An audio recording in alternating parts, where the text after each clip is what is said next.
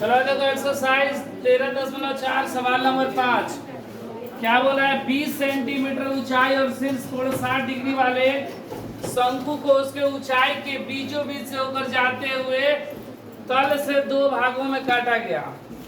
ठीक है, बोल रहा है 20 सेंटीमीटर ऊंचाई और शीर्ष कोण 60 डिग्री है। एक शंकु है ऐसे,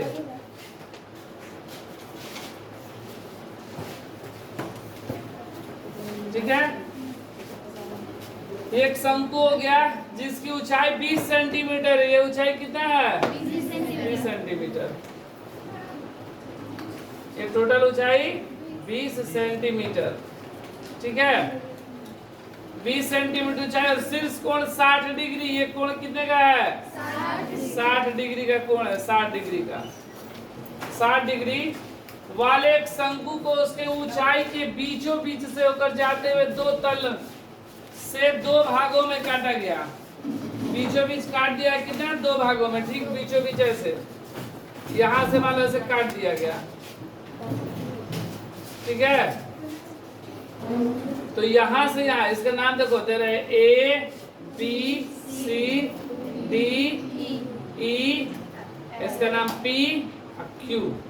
ठीक है, बोल रहे यहां से यहां ए से पी कितना हो गया? 10 सेंटीमीटर। बीचों बीच मतलब ऊंचाई का ठीक आधा, और ये भी बीचों बीच मतलब ये भी 10 सेंटीमीटर, टोटल 20। देखो बोला ना कि 20 सेंटीमीटर ऊंचाई वाले और शीर्ष कोण 60 डिग्री वाले एक शंकु को उसकी ऊंचाई के बीचों बीच से होकर जाते हुए एक तल से दो भागों में काटा गया। ये टोटल ऊंचाई 20 और 10-10 के भाग में दो भागों में काट दिया गया, जबकि तल शंकु के आधार के समानांतर, ये इसके क्या है? समानांतर है। यदि इस प्रकार प्राप्त शंकु के छिन्नक को व्यास 1/16 सेंटीमीटर वाले एक तार के रूप में बदल दिया गया। बोल रहा है किसको? ये जो छिन्नक भाग है, ये वाला भाग, ये वाला भाग यहां से यहां तक, ऊपर वाले को छोड़ दिया गया, छिन्नक है नीचे वाला। बोल रहा है इसी को कन्वर्ट कैसे में कर दिया गया? तो एक तार के रूप में। और तार किस आकृति का? बेलन की आकृति का। छिन्नक को कैसे में कन्वर्ट कर दिया गया? तार में। बोला ना तार के रूप में बदल दिया गया, जिसका व्यास कितना दिया गया? ये 1/16 सेंटीमीटर। तो इसका हाइट पूछा गया है, क्या होगा हाइट? ठीक है, ये हाइट इसका क्या होगा, ऊंचाई क्या होगा, लंबाई क्या होगा, ये पूछा गया। तार की लंबाई बोलो, ऊंचाई बोलो, यही हमसे पूछा गया है। इसको इस रूप में बदल दिया गया, तो इसका जो आयतन होगा इसके आयतन के बराबर होगा। तो इसका आयतन निकालने के लिए हमको क्या चाहिए? आर का मान चाहिए। आर है इसमें? नहीं है, तो पहले हम लोग क्या निकालेंगे? आर, त्रिज्या निकालेंगे। अगर त्रिज्या निकाल दे रहे हैं तो चाहिए मतलब आयतन हम लोग आसानी से निकाल सकते हैं। तो देखो आर निकालने के लिए करेंगे क्या? यहाँ पर मेरा दो गो त्रिभुज बन रहा है। क्या बन रहा है? दो गो त्रिभुज, ए पी ई और एक ए क्यू सी। हम लोग क्या करेंगे कि इस दोनों त्रिभुज को समरूप करेंगे। अगर त्रिभुज समरूप करते हैं तो भुजा समानुपाती होता है, चाहे बिना समरूप किए भी हो जाएगा। चलो बिना समरूप किए ही बना दे रहे हैं। देखो ये 30 डिग्री, ये 60 है ना, तो दो भागों में बढ़ गया, ये 30 और ये भी 30, दो भागों में बढ़ गया। तो ये हमको 30 डिग्री का मान पता है, ये थीटा है ना, और थीटा के ठीक सामने की भुजा लंब। लंब हमको निकालना है, जबकि आधार हमको दिया गया। लंब और आधार किस क्रम में होता है?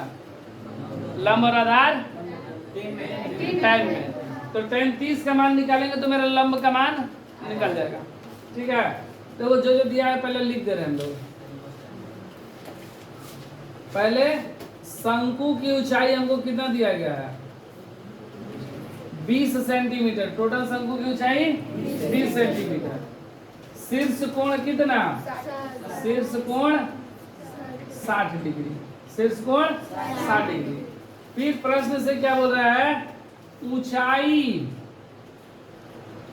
के बीचों बीच से काटा जाता है, काटा जाता ऊंचाई के ठीक बीचों बीच से काट दिया गया तो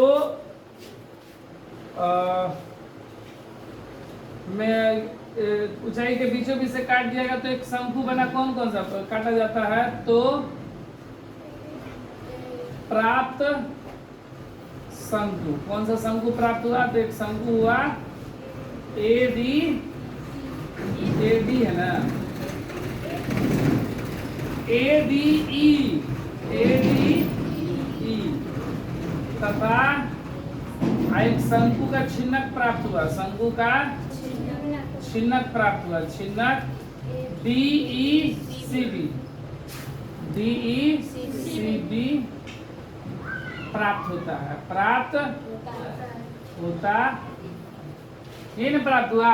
जैसे बीचों बीच काटे तो ऊपर एक शंकु बन गया और नीचे शंकु का छिन्नक बन गया। ठीक है।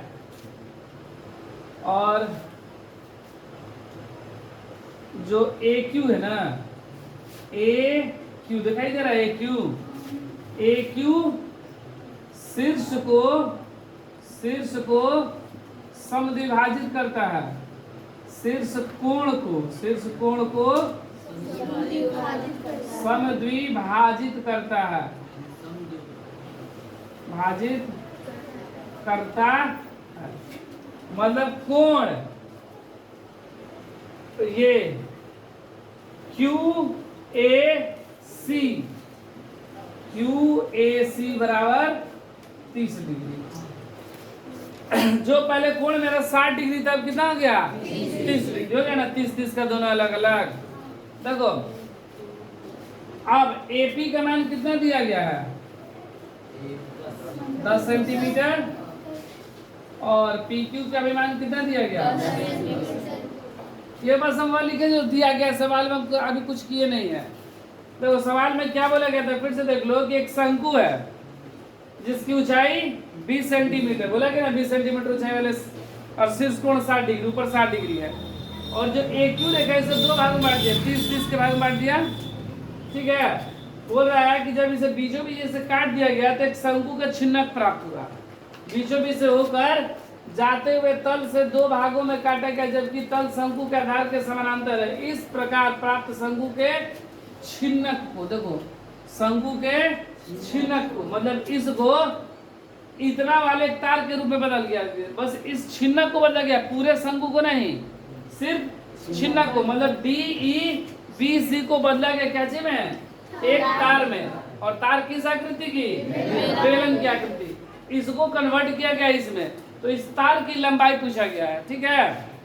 इतना दिया गया तो हम लोग पहले निकाल ले रहे हैं क्या चीज का मान? R का मान। ठीक है।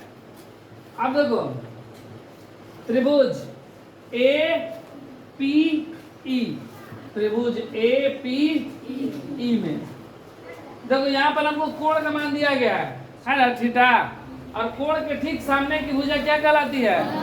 लंब। कोण के ठीक सामने की भुजा लंब। और सबसे बड़ी भुजा कर्ण। तो सबसे बड़ा क्या है? AE।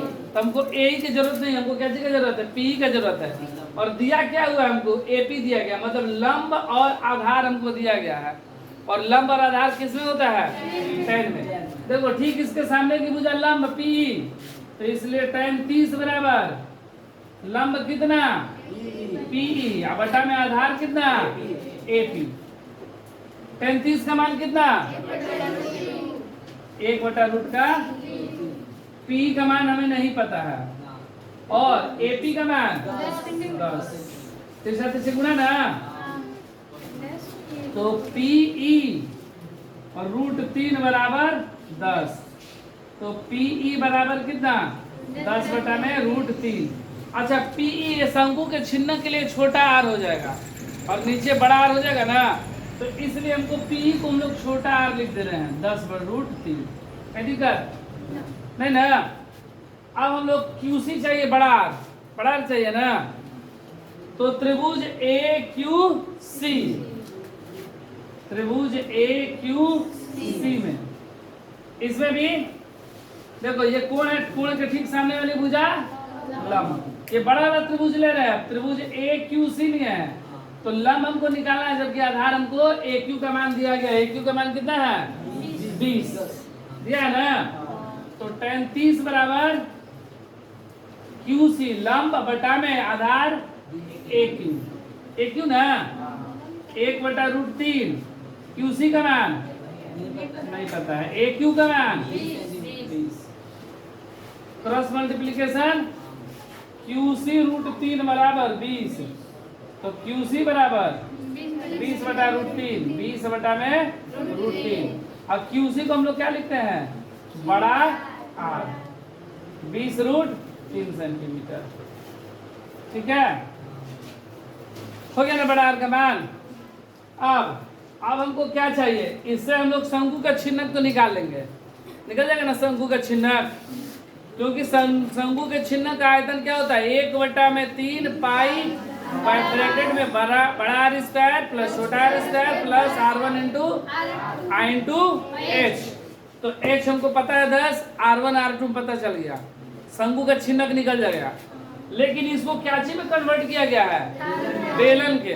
ठीक है, तो हम लोग बेलन का अगर हम लोग निकालते हैं क्या चीज, आयतन, क्योंकि इसी से बदला गया तो दोनों का आयतन बराबर होगा ना। तो बेलन का आयतन होता है पाई R स्क्वायर H, पाई का मान 22/7, R नहीं पता है हमको, व्यास पता है 1/16।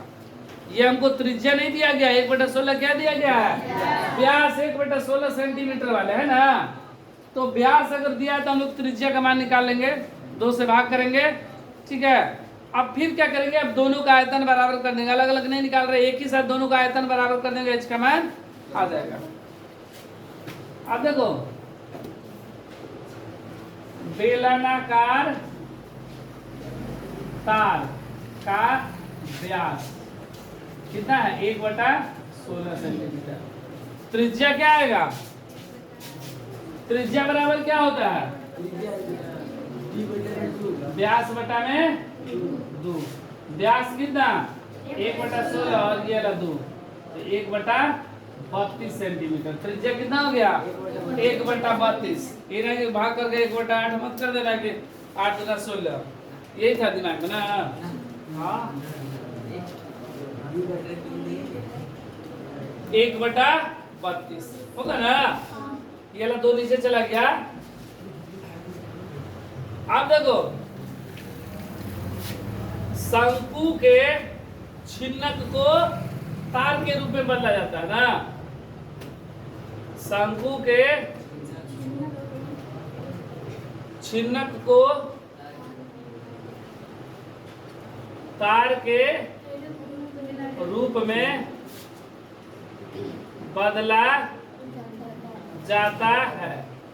इसलिए शंकु के छिन्नक का आयतन, इसलिए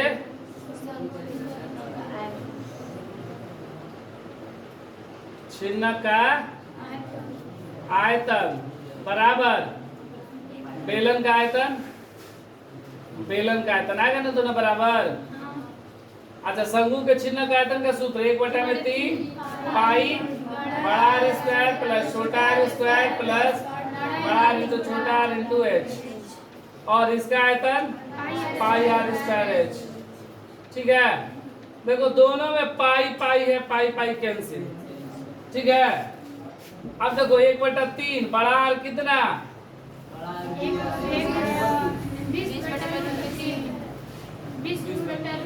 20√3 ना, 20√3 का स्क्वायर, छोटा 10√3 का स्क्वायर प्लस 20√3 गुणे 10√3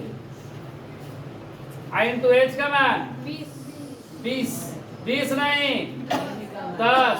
शंकु का छिन्नक ये 10 ही ना है, 20 तो पूरा जाएगा शंकु का ना, और इधर R का मान 1/32 का स्क्वायर इंटू H, हमको इसी H का मान चाहिए।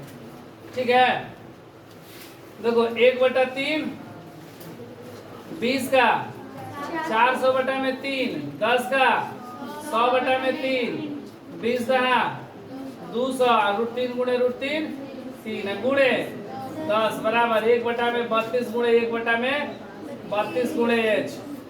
देखो 1/3 लघुत्तम कितना हो जाएगा 3 हो जाएगा ना, 400 + 100 अब प्लस 200 गुणे 10 बराबर 1/32 गुणे 1/32 और गुणे h 1/3 गुणे 4 2 6 1 700 बटा में 3 गुणे 10 बराबर 1 में 32 गुणे 1 में 32 गुणे h इधर तीसरा गुणे ना